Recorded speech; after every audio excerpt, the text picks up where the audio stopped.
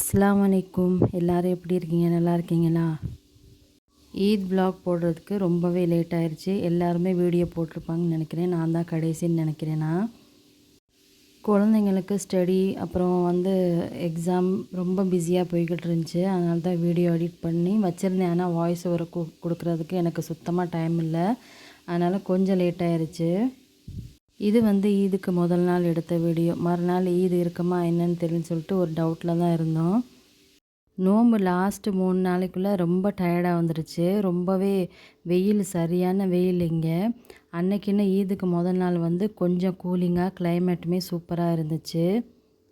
சரி மழை வரும்னு பார்த்தா மழை வரல. ஆனால் கொஞ்சம் குளிர்ந்த காற்றா நல்லா இருந்துச்சு கிளைமேட் அன்னைக்கு. க்ளீனிங் ஒர்க்கெல்லாம் ஒரு 10 மணியை போல் எல்லாம் ஒர்க் முடிச்சாச்சு. அதுக்கப்புறம் ஈவினிங்க்கு இன்றைக்கி இஃப்தாருக்கு வெளியில் எங்கேயாச்சும் வாங்கிக்கிடலாம் அப்படின்னு சொல்லிட்டு இஃப்தாருக்கு எதுவுமே நான் பண்ணலை.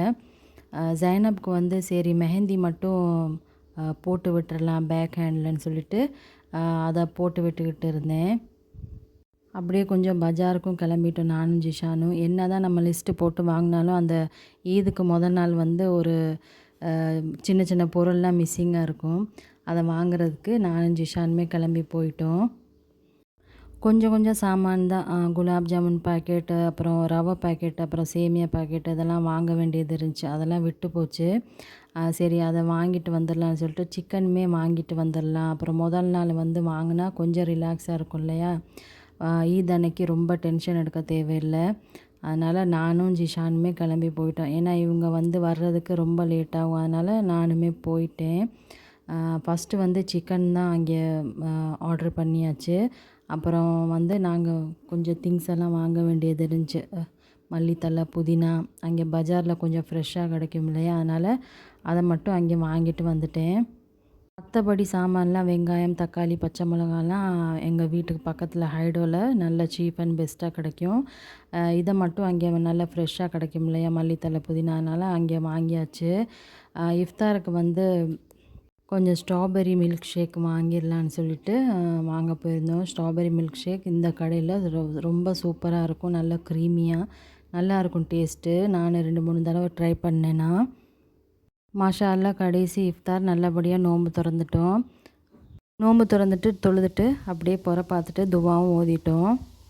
நாளைக்கு ஈதுன்னு கன்ஃபார்ம் ஆயிடுச்சு. இனிமே தான் வேலை ஸ்டார்ட்டாக இருக்குது அப்படின்னு சொல்லிட்டு எல்லாம் பாக்ஸ் ஓப்பன் பண்ணிவிட்டு ஃபஸ்ட்டு கேரமல் புட்டிங் செஞ்சிடலாம் அப்படின்னு சொல்லிட்டு அது செய்கிறதுக்கு ஸ்டார்ட் பண்ணிட்டேன். குலாப் ஜாமுன் இப்போ செய்வோமா காலையில் செய்வோமான்னு ஒரு டவுட்டில் இருந்தோம். சரி எப்படி டைம் இருக்குன்னு பார்த்துட்டு அப்புறம் செய்யலான்னு சொல்லிட்டு ஃபஸ்ட்டு கேரமல் புட்டிங் செய்கிறதுக்கு ஸ்டார்ட் பண்ணியாச்சு. எங்கள் வீட்டில் எப்போவுமே கேரமல் புட்டிங் இருக்குது. ஏன்னா குழந்தைங்களுக்குலாம் ரொம்ப பிடிக்கும் இல்லையா? வட்டலப்பாவுக்கு பதிலாக இது செய்வேன். வட்டலப்பா நாங்கள் சாப்பிடுவோம். ஆனால் குழந்தைங்களுக்கு பிடிக்குமா என்னன்னு தெரியலன்னு சொல்லிட்டு எப்போவுமே இந்த மாதிரி கேரமல் புட்டிங் நான் செஞ்சுருவேன். வட்டலப்பத்தோட வேலை ரொம்ப ஈஸியாக இருக்கும், டேஸ்ட்டாகவும் இருக்கும். கேரமல் புட்டிங் செய்யும் போது ஒரு சின்ன மிஸ்டேக் பண்ணிட்டேன். ஒரே பாத்திரத்தில் பெரிய பாத்திரமாகவே எடுத்துருக்கலாம். நான் 2 இதாக பிரித்து எடுத்தனால கொஞ்சம் டைம் எடுத்துருச்சு.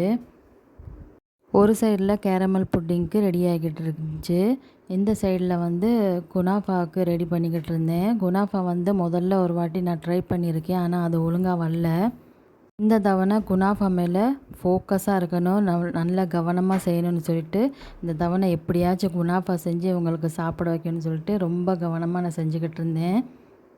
ஒன்று ஒன்றா ஸ்டெப் பை ஸ்டெப்பாக செஞ்சுக்கிட்டு இருந்தேன். ஒன்று கூட மிஸ் ஆகக்கூடாது, நல்லா பர்ஃபெக்டாக செய்யணும்னு சொல்லிட்டு அதிலே கவனமாக இருந்தேன் நான் குனாஃபா செய்கிறதுக்கு. எப்போவும் ஒரே மாதிரி செய்யாமல் இந்த தவணை கொஞ்சம் வித்தியாசமாக இருந்துச்சு, கொஞ்சம் சேஞ்சஸாக இருந்துச்சு. எப்படியும் ஒரு ஸ்வீட்டுக்கு ஒரு 4-5 ஐட்டம் இருந்தால் தான் கொடுக்குறவங்களுக்கு கொஞ்சம் நல்லாயிருக்கும். ஈதுனாலே ஸ்வீட்டில் தானே ஆரம்பிக்கும். அதனால் ஸ்வீட்டு ஒரு 5-6 ஐட்டம் இருந்தால் தான் கொஞ்சம் நல்லாயிருக்கும். குனாஃபா டோ ரொம்ப கொஞ்சோனா இருந்துச்சு. சரி பத்துமா பத்தாதா என்னன்னு தெரியலன்னு சொல்லிட்டு ஒரு டவுட்டில் தான் பண்ணேன். அது கரெக்டாக இருந்துச்சு. சரி ஒன்றை வாங்கி நம்ம ட்ரை பண்ணி பார்ப்போம், ஏன்னா ரொம்ப நிறையா செய்யக்கூடாதுன்னு சொன்னால் மாஷா அல்லா அது ரொம்ப டேஸ்ட்டாக வந்துருந்துச்சு குனாஃபா. நான் எல்லாமே ஃபுல் வீடியோ நான் எடுக்கலை. இந்த மாதிரி கொஞ்சம் கொஞ்சம் கிளிப்பு தான் எடுத்தேன் நான். ஏன்னா ரொம்ப லேட் ஆயிருச்சு. அதனால் சரி கொஞ்சம் கொஞ்சம் கிளிப் எடுத்து வச்சுருந்தேன். நான் ஃபுல் வீடியோ எந்த ரெசிபியுமே நான் எடுக்கலை.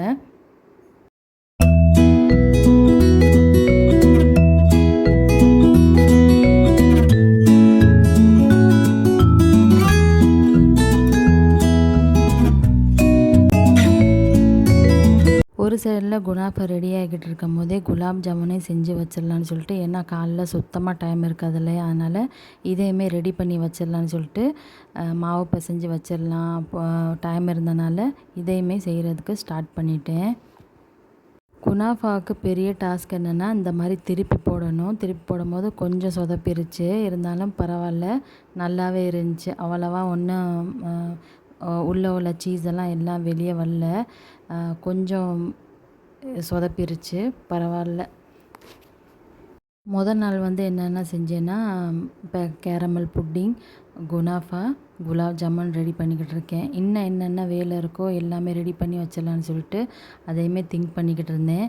சரி ஷீர் குருமாவுக்கும் எல்லாமே கட் பண்ணி வச்சிடலான்னு சொல்லிட்டு இதையுமே எல்லாம் கட் பண்ணிட்டேன். ஆனால் ஷீர் குருமாவுக்கு இந்த கஜூர் இதெல்லாம் இருக்குது இல்லையா, அதெல்லாம் ஒரு சுடுதண்ணில் போட்டு நல்லா ஊற வச்சுட்டேன். ஏன்னா அப்போதைக்கு ஞாபகம் வந்துச்சு, சரி இதையும் ரெடி பண்ணி வச்சிடலான்னு சொல்லிட்டு. உங்களுக்கு டைம் இருந்தால் நார்மல் வாட்டரில் ஒரு 2 மணி நேரத்துக்கு 2லேருந்து 3 மணி நேரத்துக்கு ஊற வச்சுருங்க. அதுக்கப்புறம் இந்த மாதிரி நீல வாக்கில் கட் பண்ணிக்கோங்க. எல்லா வேலையும் முடிச்சாச்சு. கிச்சனுமே க்ளீன் பண்ணிவிட்டு அப்படியே மெஹந்தி போட ஸ்டார்ட் பண்ணிட்டேன். இதை எடுக்கிறதுக்கே மணி 9:30 மணி ஆயிடுச்சு. எனக்கு வந்து ஒரே ஒரு ஹேண்டில் மட்டும் ஃப்ரண்ட் ஹேண்டில் வச்சு விட்டேன். ஏன்னா 2 கையில் வைக்கிறதுக்கு எனக்கு சுத்தமாக டைமில் ரொம்ப டயர்டாயிருச்சு. எல்லா டிசைனாக பார்த்து எடுத்து வைப்பேன். ஆனால் எனக்கு தான் போடுறதுக்கு எப்போ இதுக்குமே எனக்கு சுத்தமாக டைம் கிடைக்காது. இது வந்து மறுநாள் காலையில் எடுத்த வீடியோ. அம்மா வந்து 2 மணிக்கெலாம் எப்போவும் சகருக்கு எந்திரிக்கிற மாதிரி எந்திரிச்சிருவாங்க. அவங்க எல்லாம் ரெடி பண்ணிக்கிட்டு இருப்பாங்க.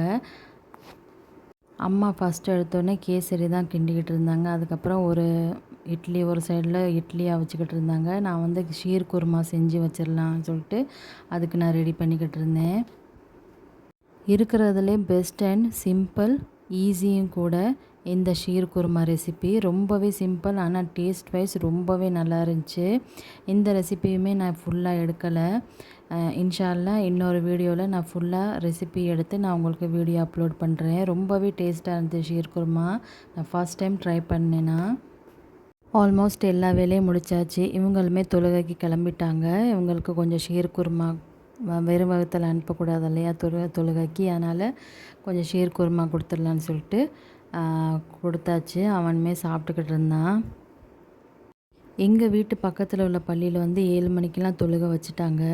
இவங்க பஜாரில் போய் தமிழ் பள்ளி இருக்கு இல்லையா, அங்கே தொழுகலான்னு சொல்லிட்டு அங்கே கிளம்பிக்கிட்டு இருந்தாங்க. அங்கே வந்து 8 மணிக்கு தான் தொழுகை ஸ்டார்ட்டு.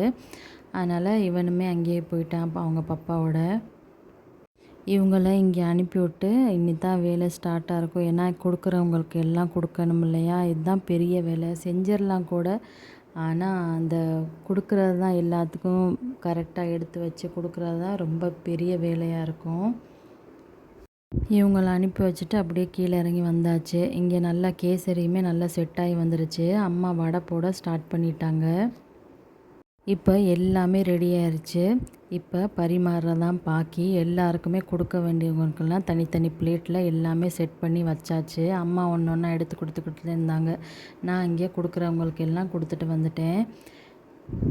எப்போவுமே அக்கம் பக்கத்தில் உள்ளவங்களுக்கு ஈதுக்கு மறக்காமல் தவறாமல் கொடுத்துருவோம். ஏன்னா அவங்களும் ரொம்ப விரும்பி சாப்பிடுவாங்க ஈது பலகாரம்லாம். அப்புறம் என்னங்க, மறுபடியும் எல்லாம் க்ளீனிங் ஒர்க்லாம் முடிச்சுட்டு பிரியாணி பண்ண ஸ்டார்ட் பண்ணிட்டோம். எல்லா ஊர்லேயும் சிலிண்டர் ப்ராப்ளம் இருக்கும், இங்கேயும் அப்படித்தான். அதனால் சிக்கனை நான் ஃப்ரை பண்ணாமல் அப்படியே நான் சேர்த்துட்டேன். பிரியாணி செஞ்சுக்கிட்டு இருக்கும் போதே ஜைனப் ஃப்ரெண்டுங்க ஒரு 5-6 பேர் வந்திருந்தாங்க. அவங்களுக்குமே ஸ்வீட்டெல்லாம் கொடுத்துட்டு அப்படியே நாங்களுமே மத்தியானம் சாப்பிட்டு கொஞ்சம் ரெஸ்ட் எடுத்தாச்சு.